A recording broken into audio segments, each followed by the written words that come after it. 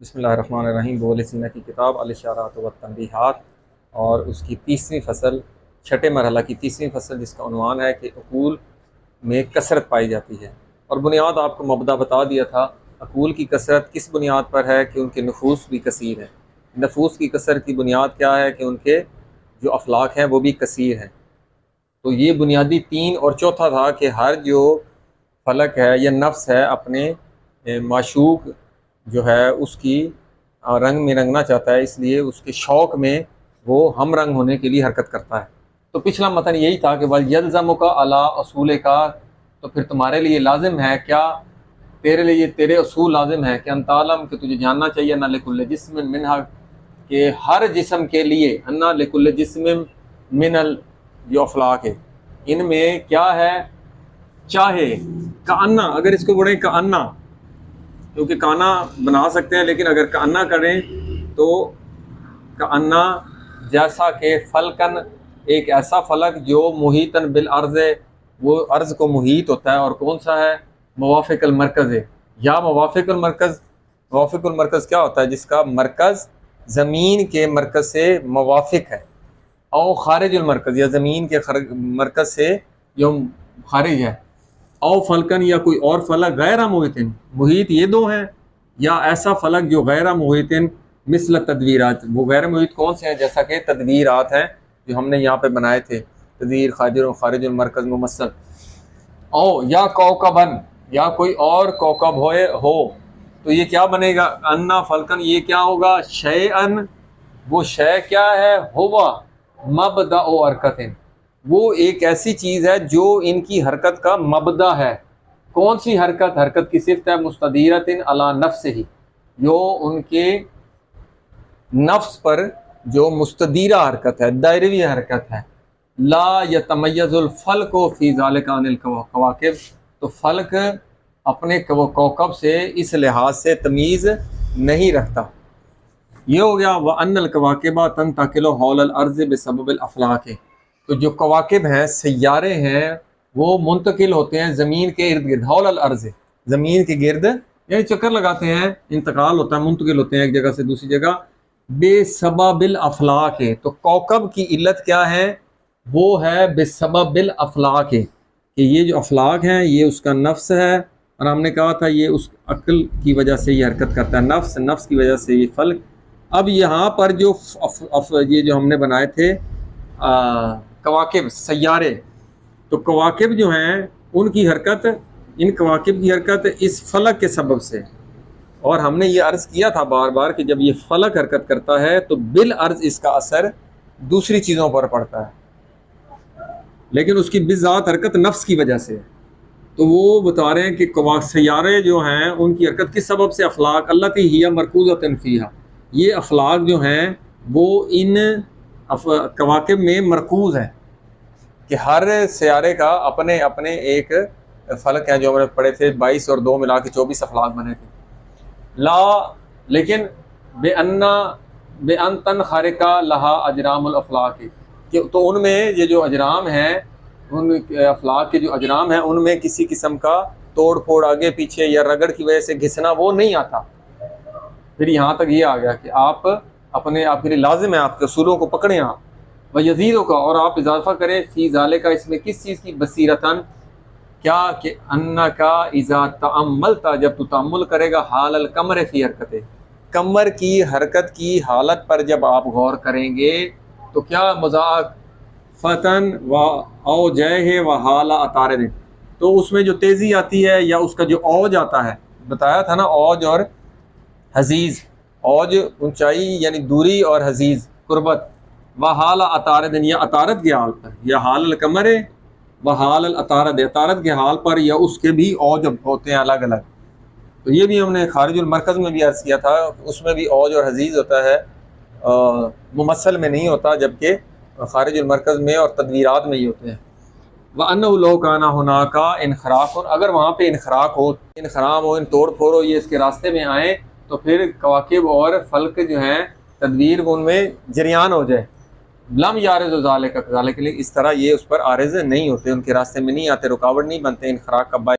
تو یہاں پر فخر الدین رازی نے کیا اعتراض کیا ہے کہ ایک جسم ایک وقت میں دو قسم کی حرکتیں نہیں کر سکتا، کہ مثال کے طور پر ایک جسم یہاں سے حرکت کرے، جب وہ حرکت کرے اور حرکت ہو دو مختلف قسم کی، تو دو مختلف قسم کی حرکتوں میں حصول جو آگے اس نے یہاں پہ جانا ہے، مثلا اس نے یہاں پہ پہنچنا ہے تو یہ ایسے گھوم رہا ہے اپنے گرد، یہاں پہ پہنچا ہے تو یہ حرکت کر رہا ہے، لیکن ایک تو یہ اپنے گرد حرکت کر رہا ہے اور ایک مثلا یہ کسی اور چیز سورج کے گرد جیسے سیارے گھوم رہے ہیں، تو اس کی دو حرکتیں ہو گئیں، ایک خود اپنے گرد بھی حرکت کر رہا ہے، ایک سورج کے گرد بھی۔ تو فخر الدین رازی نے کہا دو حرکتیں ہوں لیکن وہ جہاں پہ اس کا حصول ہوگا وہ ایک حرکت ہوگا، اس کا اس سے دوسری حرکت سے اس کا تعلق نہیں ہوگا۔ تو یہ اس نے کہا آپ مثال نہ دیں، جیسا کہ فلاسفر نے مثال دی کہ ایک چکی چلتی ہے ایک پارٹ کے درمیان، سینٹر کا جو کیل ہوتا ہے، تو سینٹر کا کیل جب وہ دوسری چکی چل رہی ہوتی ہے سینٹر کا کیل ثابت رہتا ہے، یا دوسری ساکن رہے تو یہ حرکت کرتا ہے۔ تو وہ کہتا ہے کہ یہ آپ مثال نہ دیں کیونکہ ایک ساکت ہوتا ہے اور دوسرا حرکت کر رہا ہے، جبکہ آپ کہہ رہے ہیں کہ دو مختلف حرکتیں ہو سکتی ہیں۔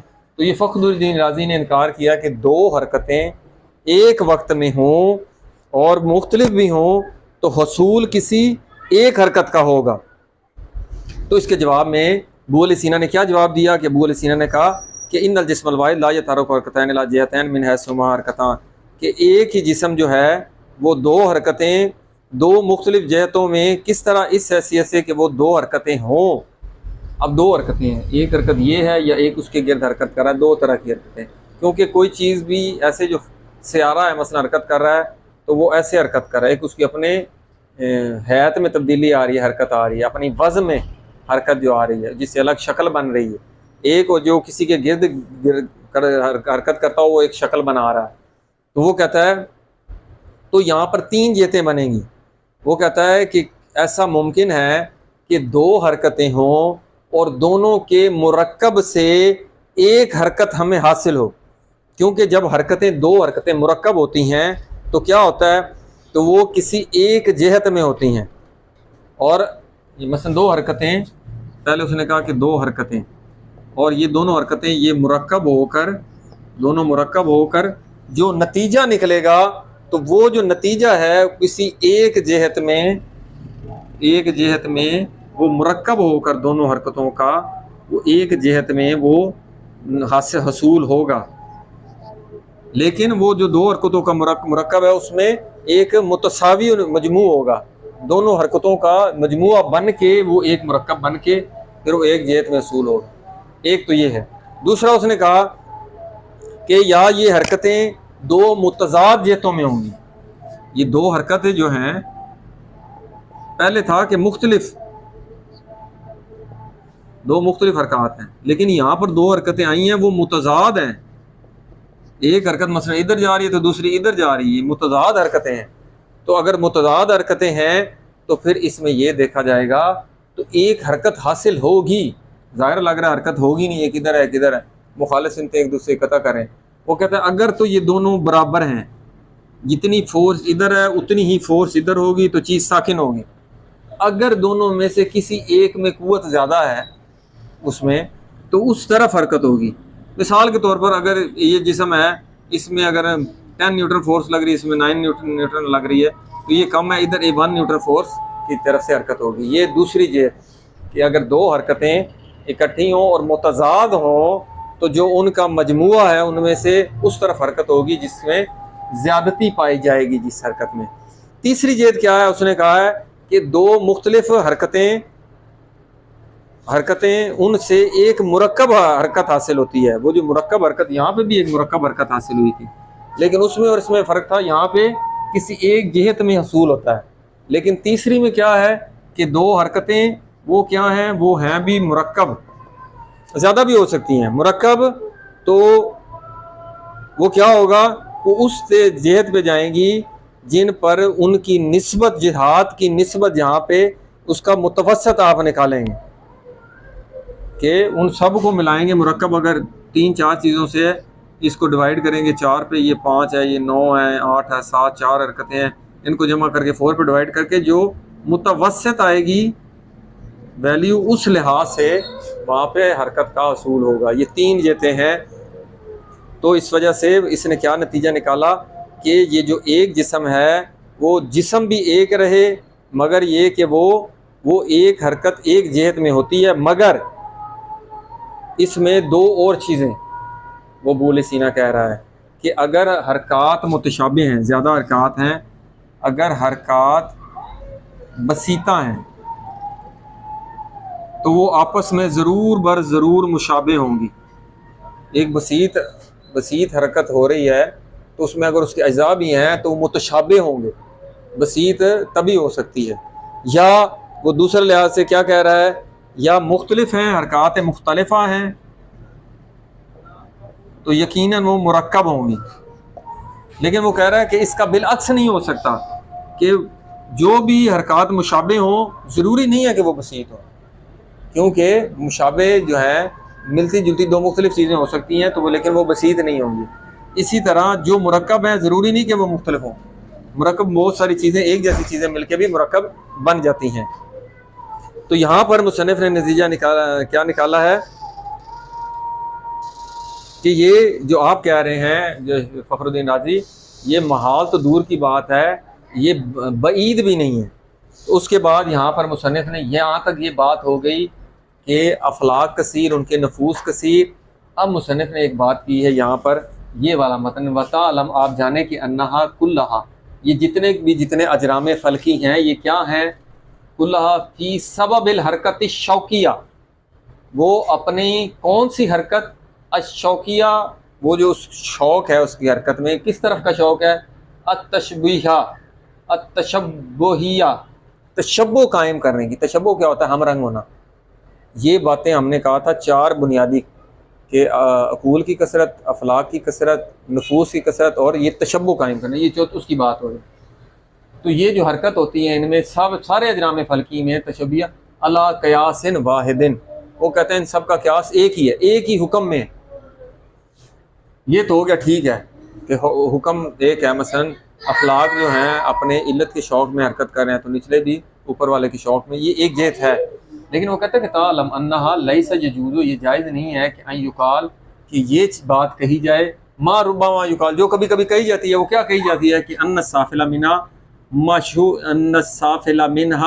معشوقۃ الخاص، کہ یہ جو نچلا ہے وہ اوپر والے کا، معشوقۃ الخاص کس کا ہے، ہوا ما فوق، جو اس سے اوپر ہے. جو نچلا ہے اس کا سافلہ منہا، نچلا مشوق خاص ہے کس کا، جو ما فوق ہے. یہ ہم اس کا تو پہلے ثابت کر کے آئے ہیں کہ جو عالی ہوتا ہے اس کی غایت دانی نہیں ہو سکتی. اگر یہ عالی افلاک ہیں مثلا اور یہ کواکب ہیں تو یقیناً افلاک کی جو غایت ہے وہ اوپر ہوگی، نیچے نہیں ہو سکتی. یہ ہم ثابت کر کے آئے ہیں. تو وہ یہی بات کر رہا ہے کہ یہ ممکن نہیں ہے کہ وہ اس کی علت ہو. ہاں وہ کہتا ہے کہ بعض لوگ قائل ہیں کہ جو افلاک ہیں یہ اول افلاک ساکن ہے. یہ بھی ہم پہلے بیان کر چکے ہیں کہ جو فلک الافلاک ہے، جو پہلا فلک ہے وہ کیا ہے، فلک الافلاک، اس کے بعد ثوابت، اس کے بعد بالترتیب، تیسرا، چوتھا، پانچواں، چھٹا، ساتواں، 7 اور 2 9 افلاک. یہ 9 افلاک. اس نے کہا تھا کہ یہ جو ہے یہ ساکن ہے. چونکہ یہ ساکن ہے یہ کسی سے تشبہ قائم نہیں کرتا، اس لیے باقی سب کی تشبہ کی علت یہ ہے، سب اس سے ہم رنگ ہونا چاہتے ہیں. یہ ایک نظریہ ہے. یا دوسری جہت یہ ہے کہ یہ جو کواکب ہیں وہ بھی اس سے ہم رنگ ہونا چاہتا ہے، مثال کے طور پر.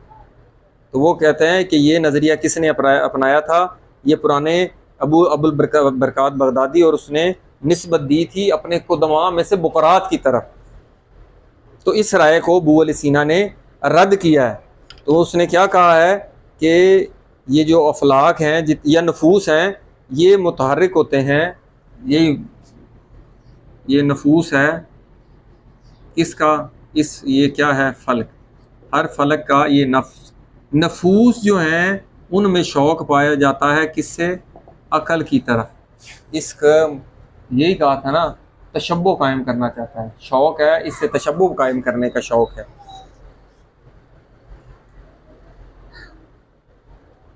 تو یہ جو وہ کہتا تھا کہ یہ سارے ہیں یہ اس 9ویں فلک سے تشبہ قائم کرنا چاہتے ہیں، یہ غلط ہے۔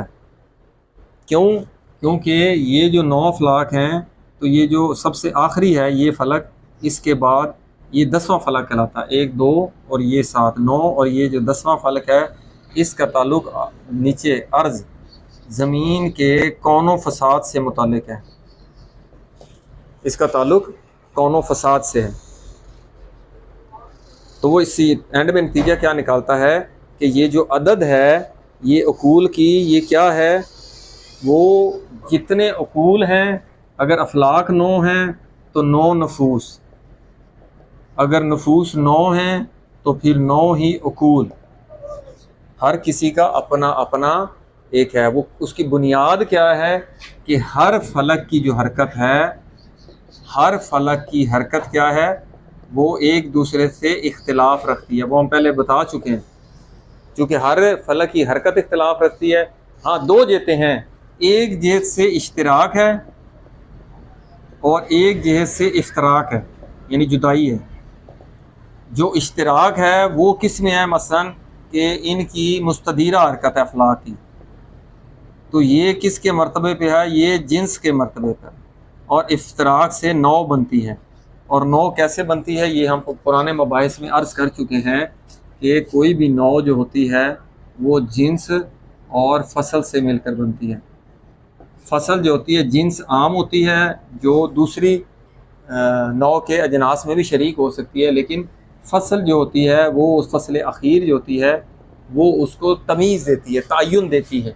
تو جنس عام ہے، اس وجہ سے یہ عام کے مرتبے میں اشتراک ہے، جبکہ افتراق سے ہی 9 بنتی ہے۔ اور اس کا متن کیا ہے کہ وَتَعْلَمْ أَنَّهَا لَمْ تَخْتَلِفُ أَوْزَاعُهَا وَبَرَكَاتُهَا وَمَازِهُ بِالطَّبْعِ بِالطَّبْعِ، یہی ہم نے عرض کیا ہے کہ یہ جو ہر فلک کی حرکت ہے یہ اس میں اختلاف پایا جاتا ہے، ہر اپنی حرکت اس طرح ہے، کسی کی اس طرح ہے، کسی کی اس طرح ہے، یہ جو اختلاف پایا جا رہا ہے یہ بالطبع ہے۔ جب بالطبع ہے تو ہر کسی کی طبیعت الگ ہے، جب ہر کسی کی طبیعت الگ ہے تو یہ پھر ایک دوسرے سے ان کا اختلاف جو ہوگا، وہ اشتراک جو ہوگا وہ نوعی ہوگا، جبکہ اشتراک ان کا جنس کے مرتبے پر ہوگا۔ اور پھر ان میں جو انخرام نہیں ہوتا، یہ انخراق نہیں ہوتا، التئام نہیں ہوتا، رگڑ نہیں ہوتی، گھستے نہیں ہیں، ختم نہیں ہوتے۔ آخر ایک فلک میں ایک چیز ایک جگہ حرکت کری جا رہی ہے، رگڑ کی وہ سے گھس جانا چاہیے، ختم ہو جانا چاہیے، لیکن ایسا نہیں ہوتا۔ اس کی وجہ کیا ہے کہ یہ جو طبیعت ہم کہہ رہے ہیں کہ ہر فلک کی طبیعت مختلف ہے، کیونکہ حرکت ان کی مختلف ہے تو ان کی طبیعت بھی مختلف ہے۔ جب طبیعت مختلف ہے تو ان کی طبیعت عام جو عنصری طبیعت ہیں، عنصری طبیعتیں وہ آپ سے عرض کر چکے ہیں 4، گرم تر گرم خشک، سرد تر سرد خشک، یہ 4 طبیعتوں کے مقابلے میں افلاک کی جو طبیعت ہے وہ کیا ہے؟ اس کو کہتے ہیں طبیعت خامسہ۔ یہ ایک 5ویں طبیعت ہے کہ اس طبیعت میں خارجی اثر نہیں ہوتا، وگرنہ جو ہماری طبیعتیں ہیں اگر گرم ہے تو سر چیز کھائیں گے، زیادہ کھاتے رہیں گے تو اس میں حاوی ہو جائے گی سر طبیعت اس گرم طبیعت پر، اعتدال ضروری ہے۔ لیکن وہاں پر جو نچلی باقی طبیعتیں اس عالم کی وہ اس طبیعت خامسہ میں اثر نہیں ڈالتی کہ اس میں انخراق یا اس میں التئام ہو۔